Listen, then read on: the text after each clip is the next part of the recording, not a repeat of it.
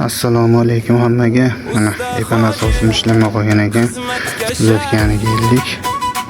Ko'rib laklarda bosib tanishlar jo'natib deydi. Yana bitta santexnikalarimizga bunaqangi arzon rakerlardan qo'ymaslikni tavsiya qilamiz. Yechib olish ham bilgansizlar. Motor jonivorni ham yechib oldim rakerlari. Sug'urilib chiqyapti. Bitta yechib olish bo'lmadi. Qotib ketgan.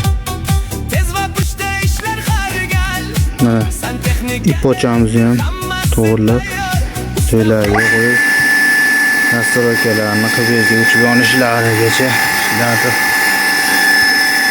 Shu gap, shu rakerni yaxshisidan qo'ysaling, qolgan vaqtdan yechib qo'yilganda qolganlar qiynalmaydi. Hammangizga rahmat. Like, podpis do'stlarga jo'natib qo'yishni esdan chiqarmaydi.